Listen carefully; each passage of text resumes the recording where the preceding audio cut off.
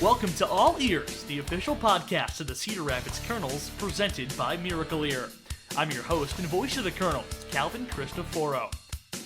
On the podcast, you'll hear from past and present Cedar Rapids baseball influencers, including players, managers, executives, insiders, and more. Cedar Rapids Kernels, let the good times roll. It's another edition of the Kernels All Ear podcast. Calvin Christoforo with you. So happy to be joined by a special guest today. Kernel strength and conditioning coach Blake Kretovics joins the podcast. Blake, what's going on? How are you? Doing great, Calvin. How are you? How was the first couple of months of the season treating you? Everything's been great. The guys are training hard. They're doing what I ask of them, and that's about all I can ask for as a strength coach. So Strength and everything's good. conditioning coach. Is it true that some people claim you to be the strongest guy in Cedar Rapids? That would be false. Definitely our players, some of our players are definitely stronger than me, 100%. Well, you helped them get that way, which is why you join us here on the podcast, presented as always by our friends over at Miracle Ear. Strength and conditioning, people mostly get the gist. You strength, you condition, but it seems like a wide range of different things you do. If you can sum it up for me, what is your position with the team? So I guess my job is to make our athletes better movers, try to make our players more powerful, stronger. And then I think this last one is the most important, to make them as resilient as possible, to play the game of baseball, because they get one off day a week. They play 6 days out of the week, and it's a long season, and it only gets longer from here as you go up the levels and the ranks. So building up their bodies and being resilient to just playing the game of baseball is a big part of my job. Absolutely. And when you say, resiliency, obviously there's a mental side of that as well. With, guys coming in the weight room and maybe not thinking they can do something, but part of your job helping them break through some mental blocks as they go along through the year. Yeah. And I think for some of the players that have been with us in CR for longer, I've definitely seen some changes in some people, personally, like just maturity wise. We have a fairly young team this year, but the players that were here with me last year for majority of the year and have returned for the second season, I'd say biggest thing is just maturity and taking ownership in everything that they do and being a little bit more diligent. And I think that it can sometimes transfer to the field, sometimes not, but in overall it can maybe make them a better person. And if I can help them do that, that's a win for me. So Let's crank into the nuts and bolts of your job, and that is the workouts that the players do, the strength, the condition that they acquire, and what a workout program looks like. So obviously there's differences between the off-season workouts and the in-season workouts. Do guys work out in season? How many times, and how does that all work? yeah, so the guys in season will train twice a week. Typically we try to spread it out throughout the week, have a couple days in between. Usually they're total body lifts, so it's not like your gym bro split where you're just doing upper body or something like that. They'll do a total body lift. And they, are part of the philosophy with twin strength conditioning is that, we're going to train hard in season, and that majority of the time of the year, is in season. For then the off season is quite short, which is a lot different than other sports. So the time to get better per se is mainly in season, because this is the most time I have with the players, because in the off season, I don't get to see them, for 3 months. So, and then all the training becomes on them, and I don't get eyes on them to coach them. So it's a big part of the training is in season for us. So twice a week. And how long are those workouts?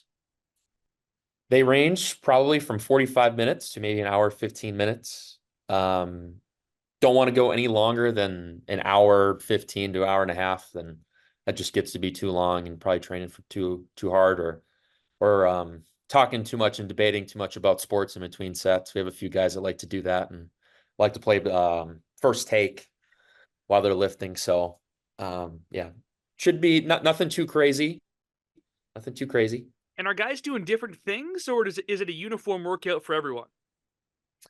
So each player, most of them are fairly, from a zoomed out perspective, they all look kind of the same. We're on the same template for every player, but all of the lifts are different because some players have like specific goals or specific needs that they need to work on, or sometimes physical limitations from either prior injuries or stuff that may be going on now.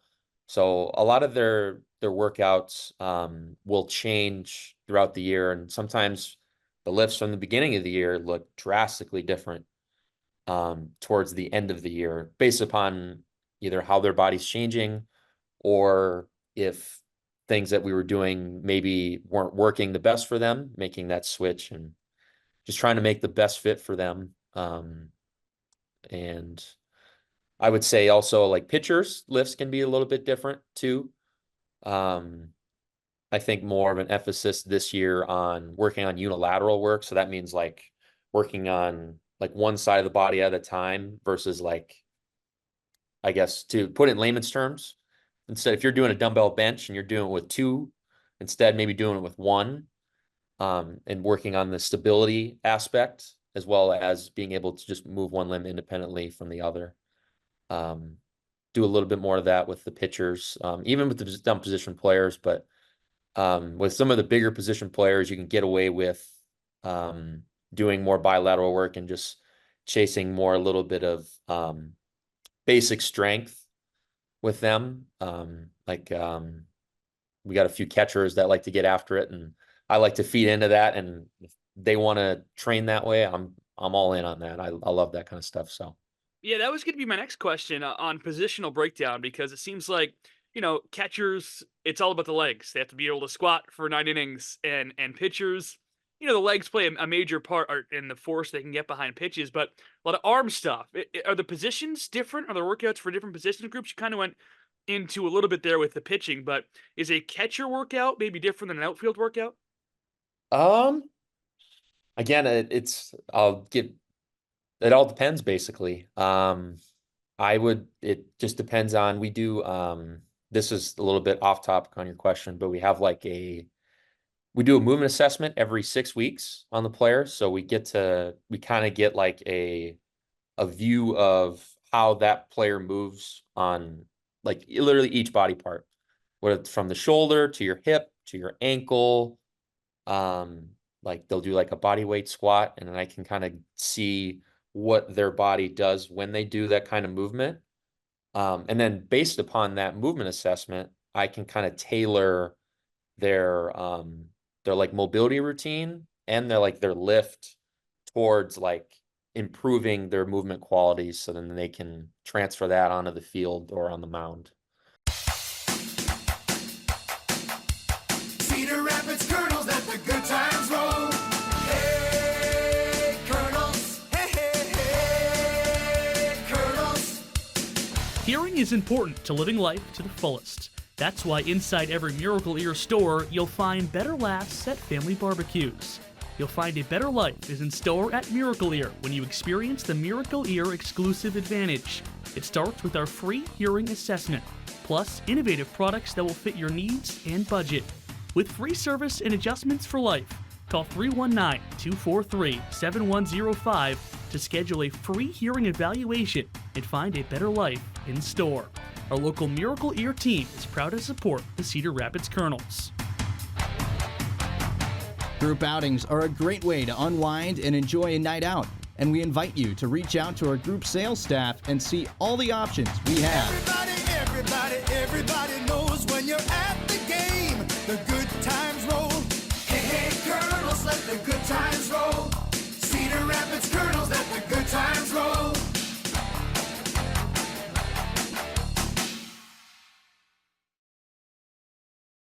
Here on the Kernels All Ear podcast with Blake Kretovics. This is Episode number 5, I believe, in season 4, sponsored by Miracle Ear.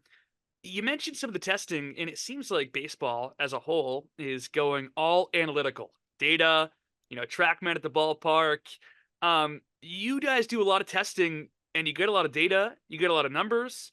How much does analytics play into your day to day of workout formation and workouts the guys do? Um, it's a big part. I wouldn't say it pertains to like exactly what the guys' lifts look like. We we kind of so we'll do a form of jumping on we have force plates. Then the guys will jump once a week on those.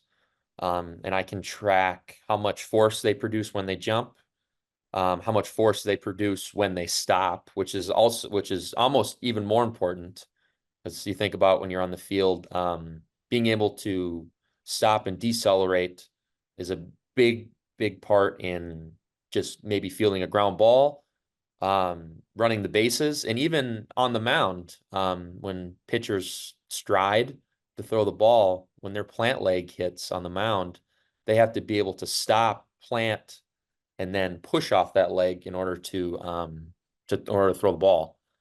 Um, I'm getting a little bit off topic there. I'll try not to nerd out on these No, things. no, it's good, and it's something that comes up. Like you have all this analytics of when a guy hits the ground jumping, how much force he creates, which is fine to have, Mhm. right? But like, how does that play into baseball? Would be the question.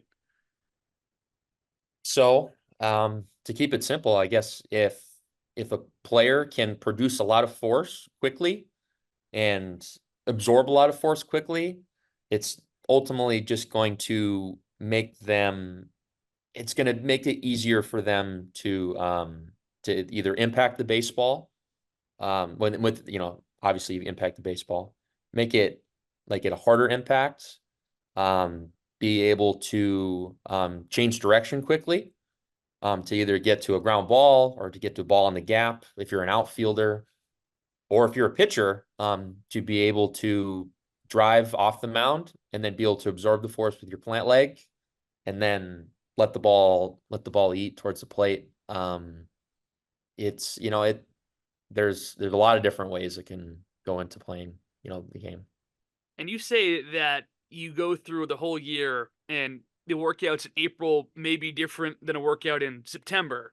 How much Mhm. growth do you see throughout a season from player to player? Because you see them every day, so it's kind of one of the things where, like, if you see someone every day and they're getting taller, you don't realize it because you see them every day. But when you look back, last year you were with the team, April to September, how much growth do you see throughout a certain year? It depends on each player. I would say the players that are younger, that maybe have, um, or like a lower training age, meaning like how much time they have like in the weight room. That's a big one. Because if a player like doesn't have a ton of experience, I guess, in the weight room and hasn't trained a lot, they're going to have the most benefit out of more than a player that's been training for 8 or 9 years, just because their body hasn't been put through anything like that before. So then it's like, whoa, what is this? We got to adapt. So then, as a course of the year, their body adapts to it, and they see a lot more gains in strength, power, and speed, and all those good things. But to fully answer your question, the let's see, yeah, that's yeah, that I don't know. I was going to go into a little bit more specific example, but I don't want to name any names or anything like that. So. Yeah, no, and we were touching a lot on the in-season routine of two workouts a week, typically, full body twice, so you don't have a certain sore body part for the game, maybe that night that they're playing in.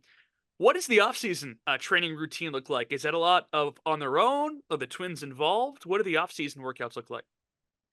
So it's a little bit different. It's a little bit different. This past year, there was a new agreement with the Players Association where there's now like a dead period where I can't contact the players in that time frame.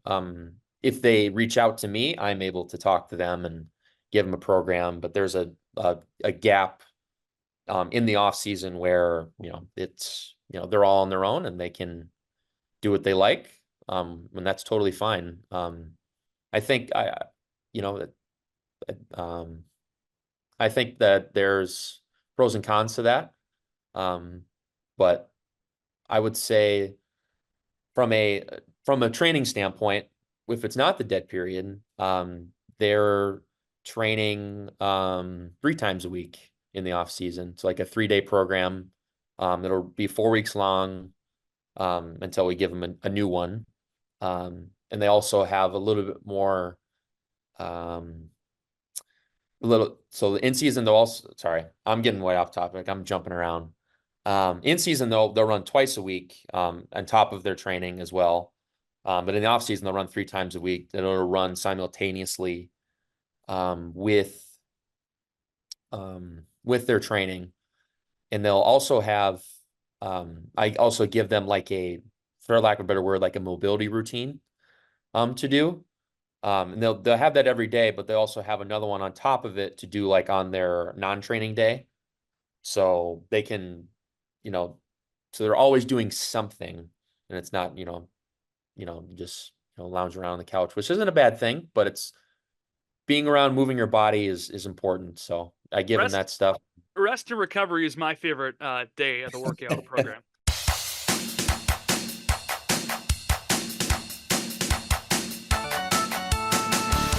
Stay connected with the Cedar Rapids Kernels all year long by following the Kernels on social media. Catch up with the Kernels on Twitter, Instagram, and Facebook at CRKernel.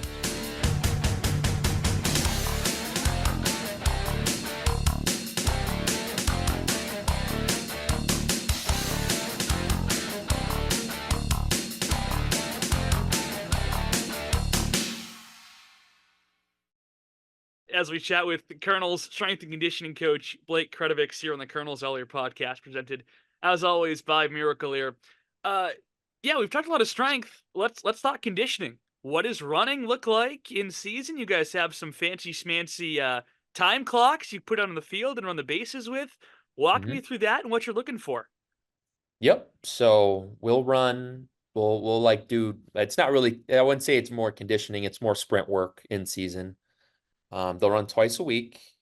Typically it's on Tuesday, Friday, or Saturday, depending on weather. Sometimes that can be a little bit hairy. And mainly it's right now, we're working on short acceleration work. We'll have like a lateral start sprint. So they'll start on a knee, and they'll be like facing towards home plate, and then they'll run 15 yards and they'll push off their outside leg. And then we're doing a 3-point stance one where it looks like you're watching the combine. Basically, they get in a 3-point stance, then driving off their front leg and working on triple extension and acceleration. And then the gates, those are, I've had issues in them in the past before with, it can get really windy here at Veterans Memorial Stadium. So like I had to adjust a tripod system. I had it too high earlier in the year and they were blowing all over the place, and that was a little bit crazy, but now we got it dialed in. And when you say gates, what does that mean? Oh, yes. So they're like laser timing gates. So there's 3 gates. So they'll have like a start one, which is where they'll trip the laser and that'll start the time. And then we have one that's 6 feet in front of that. And that kind of gets like their, like a 5-yard split, or like an acceleration time. And then a total time at the end, which is like 15 yards away, on the bases. And so we'll use those numbers so we think we can kind of get a reaction time, like a 10-yard split, almost like in the combine at the 40-yard dash of the combine, and then a total time. And then I can kind of use all that data. It goes to like an iPad, so I'll have an iPad with me. And then when they run their time, I'll yell out their time so they can kind of get a gauge where they're at, and then they'll run it again. They'll just do it twice, and we'll do that once a week when we're at home. And when you have that data, what do you do with that? So I'll go back and look at it, and I can kind of, as we progress throughout the year, I can track other players, is he getting faster? Yeah, or is he getting, maybe he's getting slower? And that can be used as like, it can be also fatigue too. And that can kind of go back into the force play testing I talked about earlier, where I can kind of see if a player's, trending down, I can be like, hey, what's going on? Maybe we need to do more recovery stuff in the training room with um, Tyler Blair and Randy Yang, our athletic trainers. And um, and also like with the 10-yard time and the reaction time, we can kind of get a gauge of where maybe they're being slower at. So like their total time might be really good, but their reaction time may be, not great. And as you know, with like baseball, reaction time's a big thing. Running the bases, you got to be able to time out the pitcher.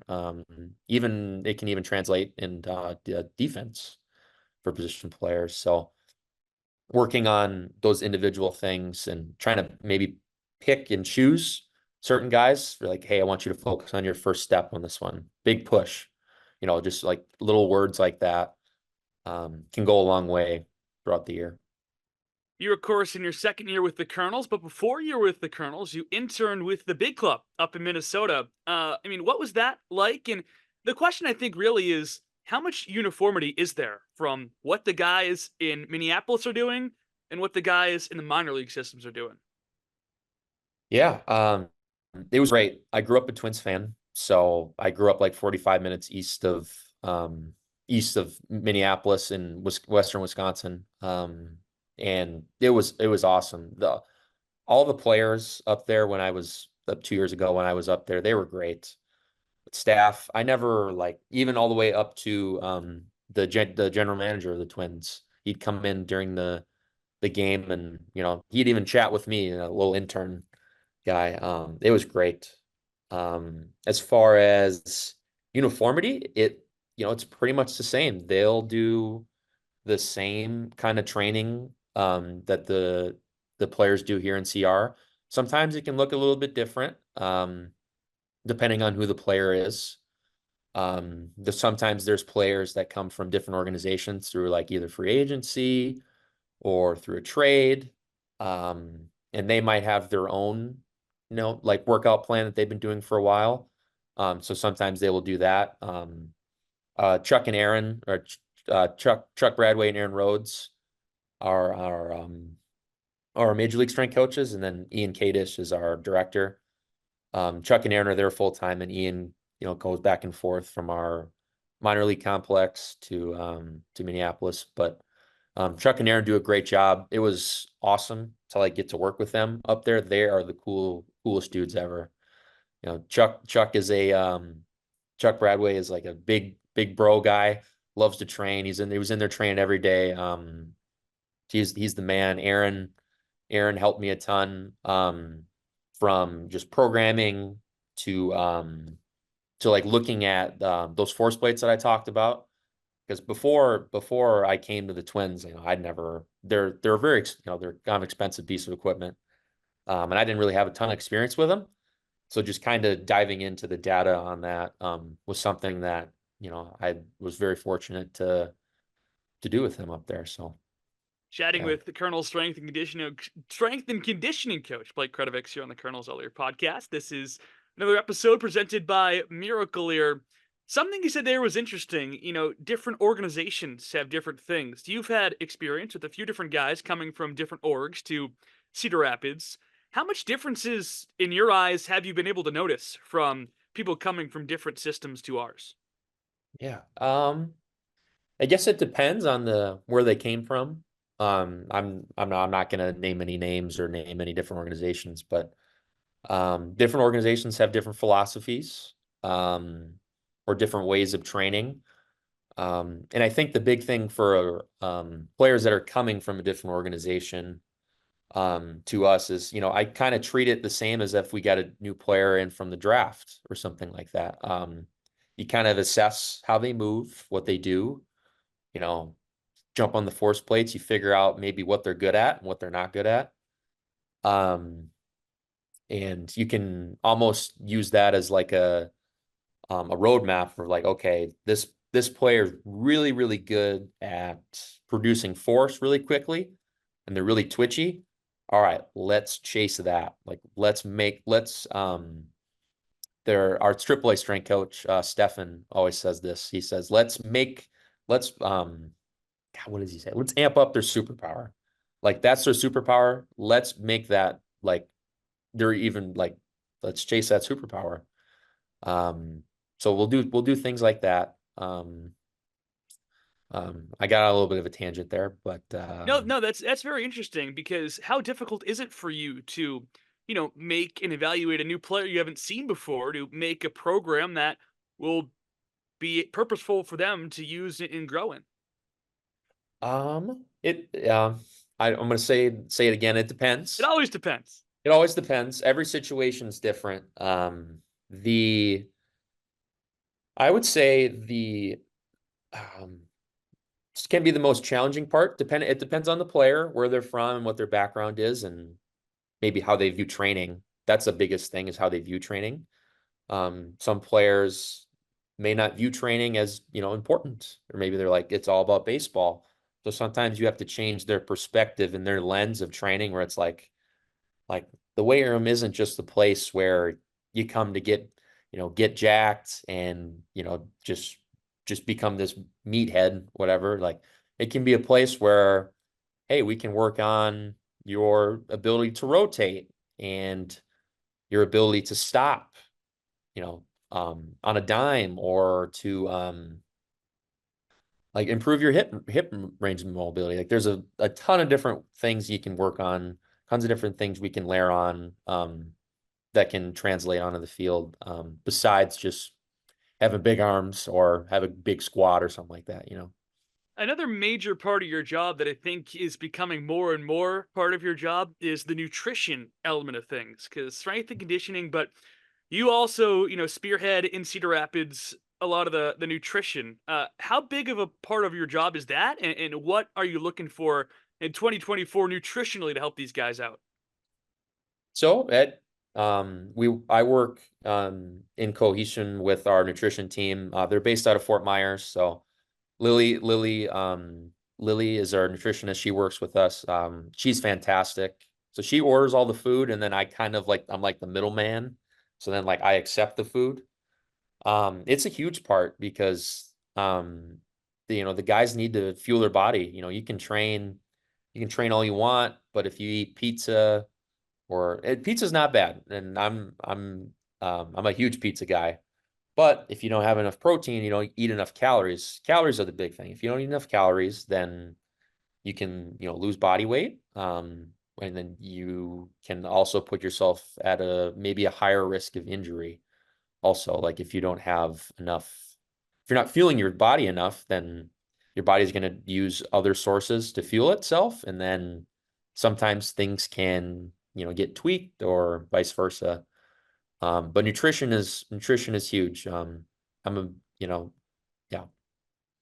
So I don't want I'm not a nutritionist, so I don't want to dive too deep into like the X's and O's of nutrition. But for me, as a strength coach, as long as you're eating, as long as you're hydrating, that's all I care about.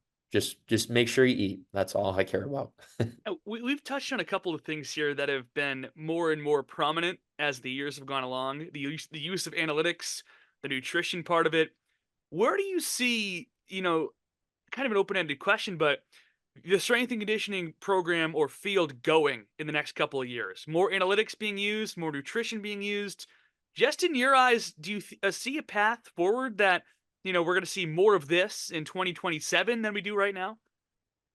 I 100%. I think baseball being such a data-driven sport and statistic-driven sport, even before that was a thing, I think the sky's the limit for strength conditioning. I know more and more teams are using like force plates. They're using like our laser timing gates that I talked about. We use even we use like this. It's like it's called a dynamometer. So it's basically like a grip machine that measures grip strength. The guys will do that once a week as well. And we got one 2 years ago as a brand new one, and you can do a bunch of different testing with it. Like you can do like a ISO rotation test where the guys are rotating and pulling against this little device, and it measures how much force they're producing when they rotate. So you can dive into the weeds on all this stuff. I think the sky's the limit. And there's also the other side of it where you can get wrapped up in all this data, and sometimes you can lose sight of like what the end goal is, to make him a better baseball player. So that can be a challenge too. And sometimes I catch myself, getting too into the analytics that I'm like, hey man, he's hitting well, or he's hitting well, or he's pitching well. Like, let's keep just moving in the right direction. And, so Well, I'll say this. The yeah. data and analytics have come back, and you have been the #1 strength and conditioning coach ever on the Kernels All Ear podcast. Blake Kretovics, we thank you for joining us and taking some time out of your day to chat strength and conditioning with the Kernels. Not a problem, Calvin. Anytime. That was another edition of the Kernels All Ear podcast, season #4. Kernels home for a couple of weeks, including on 4th of July. We hope to see you at the ballpark coming up soon. Invisible Hearing Solutions for ultimate discretion. Miracle Ear is here to help, so you can find a personalized solution that fits your needs, lifestyle, and budget. Miracle Ear has over 70 years of expertise and over 1,500 stores nationwide. Make a sound decision. Call 1-800-MIRACLE now and book your free hearing evaluation. Your local Miracle Ear team is proud to support your Cedar Rapids Kernels. Enjoy the game.